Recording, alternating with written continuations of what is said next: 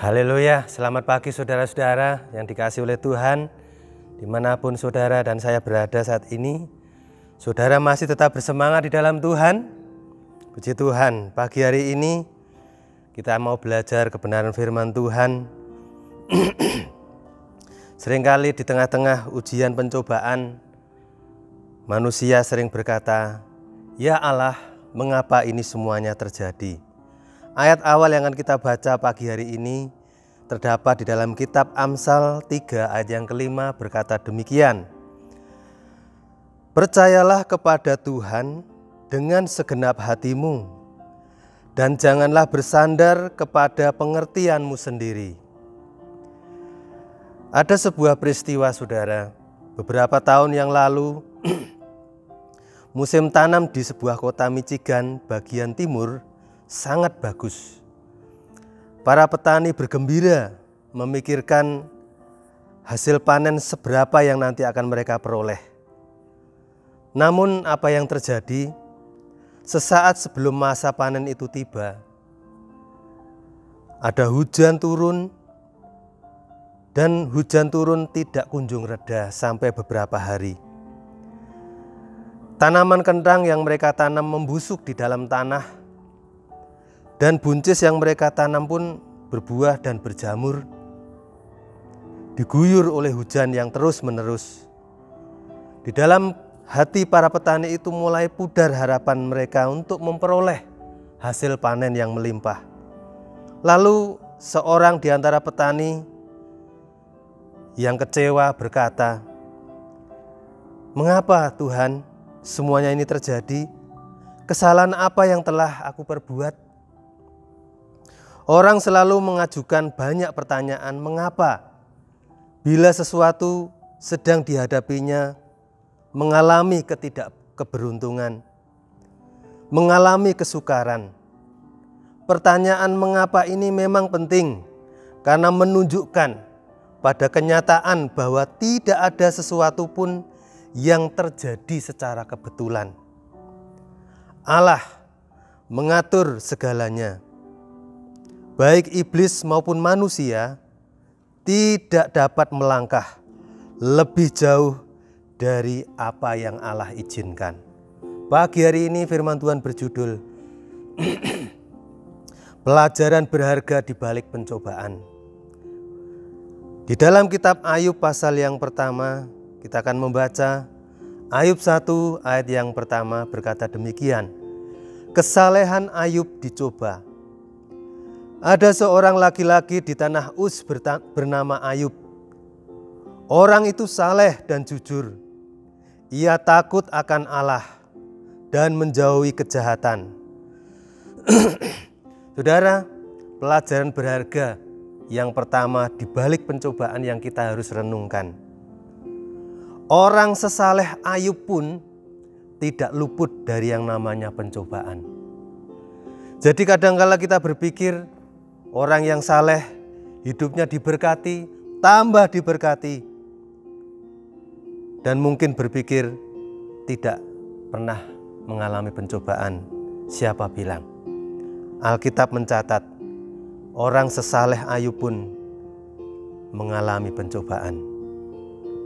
Yang kedua saudara, Allah berkuasa melihat, memperhatikan, bahkan mengenal siapa saja yang datang di hadapannya. Ayat 6 sampai ayat yang ke-8 berkata demikian. Pada suatu hari datanglah anak-anak Allah menghadap Tuhan, dan di antara mereka datanglah juga iblis. Perhatikan di ayat ini, kedatangan anak-anak Allah menghadap Tuhan, bahkan iblis pun juga datang di hadapan Allah. Tetapi kita harus mengerti, kita harus pahami. Ada pelajaran penting. Allah berkuasa melihat siapa saja yang datang di hadapannya. Allah berkuasa memperhatikan setiap pribadi yang datang. Bahkan Allah mengenal bukan hanya luarnya saja siapa yang datang di hadapan Tuhan. Matanya sampai kedalaman hati kita. Dia tahu. Sehingga siapa saja yang datang, entah yang bermaksud jahat, benar, baik atau buruk, kuasanya tidak pernah bisa dibatasi oleh kulit luar manusia. Bahkan sekalipun iblis, maksud dan niatnya tidak pernah tersembunyi di hadapan Allah. Kita bersyukur punya Allah yang demikian, saudara. Jadi di masa pencobaan sekalipun, kita menjadi orang-orang yang percaya kepada Tuhan. Orang yang saleh seperti Ayub, dia tetap datang di hadapan Tuhan. Kedatangan mereka selalu diperhatikan oleh Tuhan. Kedatangan mereka selalu dilihat oleh Tuhan. Kedatangan mereka dikenal oleh Tuhan sampai ke dasar hati kita. Yang ketiga, saudara, pelajaran berharga di balik pencobaan. Allah yang kita sembah adalah Allah yang Maha Tahu apa saja yang sedang melekat di dalam hati kita, di dalam pikiran kita. Ayat 9-12. Lalu jawab iblis, Ayub 1 ayat 9-12. Lalu jawab iblis kepada Tuhan, apakah dengan tidak mendapat apa-apa Ayub takut akan Allah? Bukankah engkau yang membuat pagar sekeliling dia dan rumahnya serta segala yang dimilikinya? Apa yang dikerjakannya telah kau berkati, dan apa yang dimilikinya makin bertambah di negeri itu. Tetapi ulurkanlah tanganmu dan jamalah segala yang dipunyainya. Ia pasti mengutuki engkau di hadapanmu. Ayat 12, maka firman Tuhan kepada iblis, nah, segala yang dipunyainya ada dalam kuasamu. Hanya janganlah engkau mengulurkan tanganmu terhadap dirinya. Kemudian pergilah iblis dari hadapan Tuhan. Saudara, iblis dalam pengetahuannya mencoba melihat, mencoba menilai kesalehan Ayub hanya sampai batas luarnya saja. Hanya sampai batas kulit luarnya saja, tetapi tidak tahu apa yang ada dan melekat di dalam hati Ayub. Sehingga dia mempunyai pekerjaan mendakwa orang-orang saleh. Tetapi Allah tahu ketika kita datang, Allah tidak mendakwa seperti iblis. Allah mengenal saudara dan saya. Allah melihat saudara dan saya. Allah Maha Tahu apa yang sedang melekat di dalam hatimu dan hati saya. Datanglah dengan iman, saudara. Percaya Allah yang kita layani, Allah yang di mana kita datang, Dia selalu mengasihi saudara dan saya. Dia selalu punya niat baik kepada semua orang yang datang kepadanya. Bahkan Dia mengundang siapa saja yang letih lesu dan beban berat untuk datang, dan Dia beri kelegaan di tengah-tengah pencobaan yang saudara dan saya alami. Bukan seperti iblis, ketika orang lagi susah, malah dia mendakwa, menghancurkan, menjatuhkan. Tapi Allah tahu, di tengah pencobaan sekalipun, iman orang saleh akan dibangun makin kuat, saudara. Yang keempat, saudara, pelajaran berharga di balik pencobaan. Kesalehan pribadi itu penting, tetapi tidak kalah penting adalah kesalehan di dalam tim keluarga, kesalehan di dalam tim pekerjaan, kesalehan di dalam tim pelayanan, di mana saudara dan saya berada. Mengapa demikian? Coba perhatikan di pasal yang kedua, Ayub pasal yang kedua ayat yang ke-9 dan ayat 10. Ayub 2 ayat 9 dan ayat 10. Maka berkatalah istrinya kepadanya, istrinya Ayub, masih bertekunkah engkau dalam kesalehanmu? Kutukilah Allahmu dan matilah. Tetapi jawab Ayub kepadanya, engkau berbicara seperti perempuan gila. Apakah kita mau menerima yang baik dari Allah, tetapi tidak mau menerima yang buruk? Dalam kesemuanya itu, Ayub tidak berbuat dosa dengan bibirnya.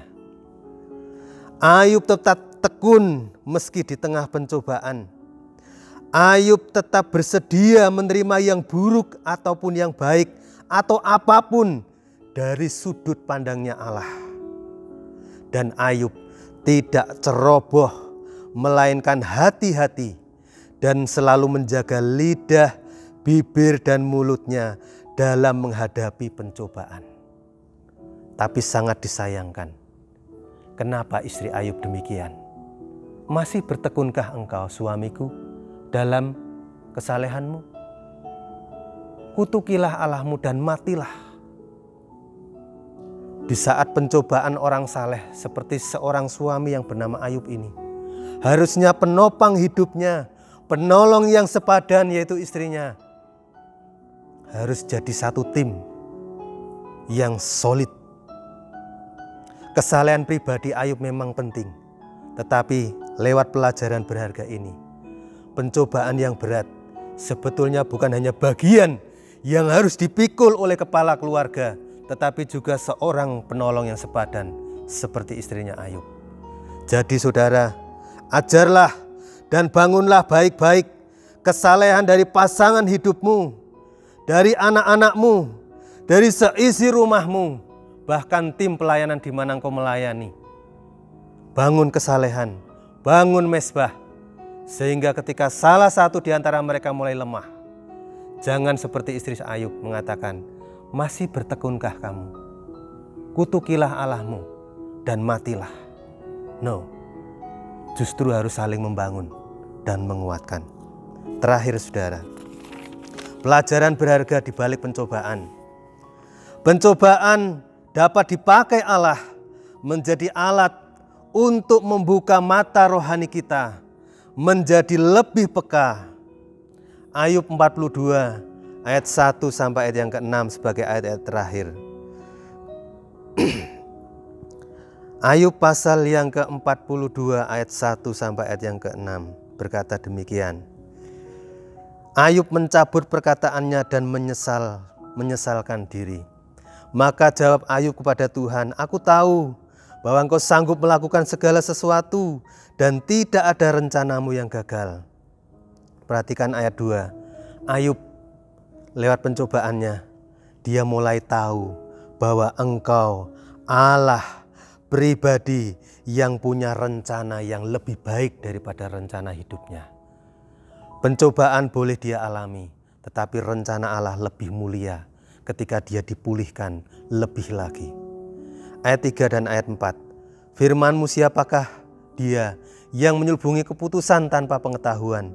Itulah sebabnya tanpa pengertian aku telah bercerita tentang hal-hal yang sangat ajaib bagiku dan tidak ku ketahui. Firman-Mu dengarlah, maka akulah yang akan berfirman dan aku akan menanyai engkau supaya engkau memberitahu aku. Ayat 5. Hanya dari kata orang saja aku mendengar tentang engkau. Tetapi perhatikan, sekarang mataku sendiri memandang engkau. Saudara yang dikasihi oleh Tuhan, telinga rohani Ayub, mata rohani Ayub bukan hanya mendengar dari kata orang saja, tetapi langsung mengalami apa kata firman Tuhan. Ayub mendengar dan mengalami pribadi Allah. Sehingga Ayub mengalami perjumpaan pribadi dengan Allah. Hidupnya dipulihkan sekalipun di tengah pencobaan. Amin. Mari kita berdoa saudara. Bapa di surga, terima kasih di pagi hari ini. Diberkatilah setiap kami yang mendengar firman Allah. Pelajaran berharga di balik pencobaan, supaya kami hanya memandang kepada Tuhan. Kami percaya rencana-Mu adalah yang terbaik. Diberkatilah keluarga kami, istri anak kami, orang-orang yang satu tim dengan kami, supaya kami boleh saling membangun mezbah kami, saling meneguhkan satu di antara yang lain. Kami berdoa sahabat buat bangsa negara kami, buat pemerintahan kami, buat seluruh tenaga medis, seluruh jajaran pemerintahan, supaya mereka diberkati dalam menjalankan tugasnya. Diberkatilah anggota keluarga kami, pekerjaan kami, dimanapun kami bekerja. Diberkatilah seluruh sidang jemaat Tuhan, GBDI CUTW khususnya, supaya mereka tetap bertumbuh satu dengan yang lain, saling menopang dalam doa. Terima kasih Tuhan, kami mengucap syukur di pagi hari ini. Kami mau berjalan hari ini bersama dengan Tuhan. Kami mau datang kepada Tuhan, dan Tuhan yang mengenal kami sanggup menolong kami. Terima kasih Tuhan, dalam nama Tuhan Yesus Kristus kami mengucap syukur dan berdoa. Haleluya. Amin.